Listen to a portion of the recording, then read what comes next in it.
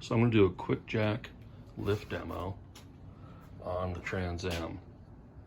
So I've got the EXT 5000 QuickJack, and so it's underneath the car right now. I have to block up the car in the front because it sits too low to slide the QuickJack underneath there. Also to slide a regular jack underneath there. But I'll raise it up so you can see how I blocked it up and how I set it up. Okay, so here is the hydraulic box. It's just plugged in the wall over there. It's full of hydraulic fluid. Has a little up-down thing here. Turn it over so you can see it better. So we're just gonna go up. We'll go all the way up with it. Then we'll have a look underneath. The one thing to notice is when you lift the QuickJack, the car actually moves forward because the jack thing kind of tips forward. So it moves forward like, I don't know, 10 inches or something like that. I'm not sure exactly what it is. I can measure it, I suppose. You just have to make sure you have enough clearance in the front so you don't bash into the front of the garage.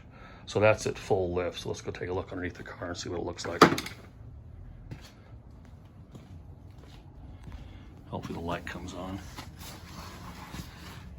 So you can see I have it blocked up.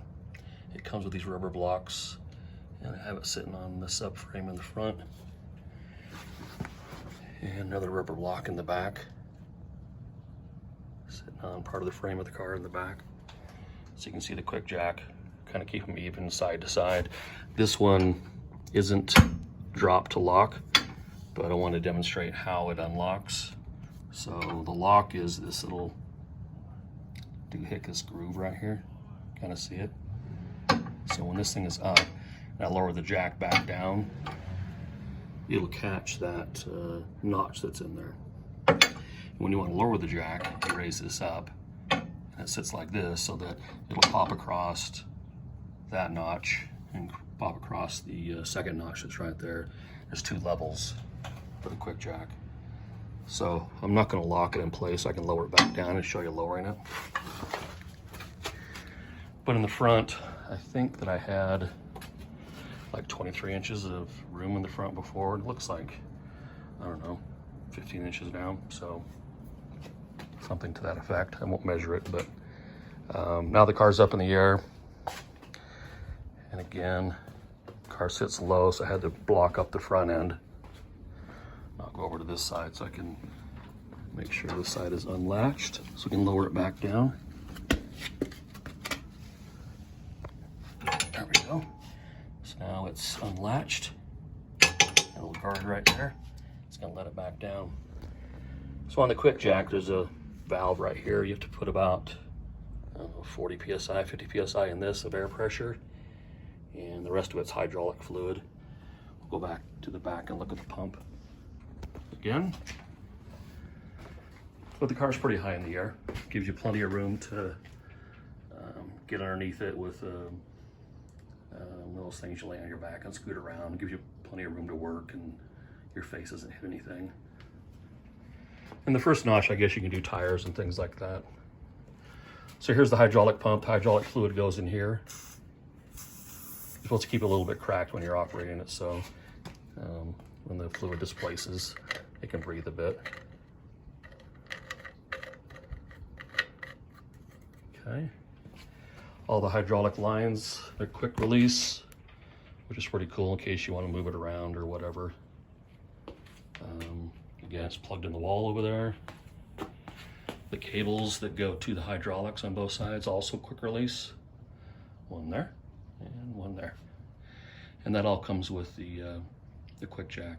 I guess the other jacks probably have the same thing. QuickJack didn't give me this for free or anything. It just happens to be the one that I bought.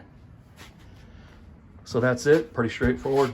Now, take a quick peek at the manual here.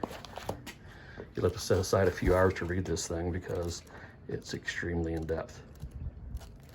But if you can't operate the QuickJack and read the manual, maybe you can't work on the car anyway, I don't know. Okay, so we'll drop it back down. Gonna grab the lowering thingy.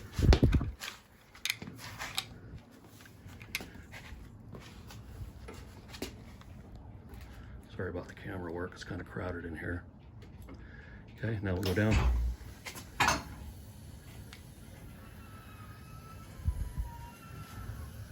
Again, I'm dropping the front end on my little ramps up there. I parked the car that way so I can get a jack underneath it. That's it. It's back on the ground. I'm gonna raise it back up again. So I'm gonna lock it in place. I can do some work on the Trans Am underneath. Try to figure out why the stupid thing won't start. But it's pretty handy having this. You can't roll over the top of it. I don't think it can support the weight. And in my case, I can't roll over it because it'll hit the bottom of the car.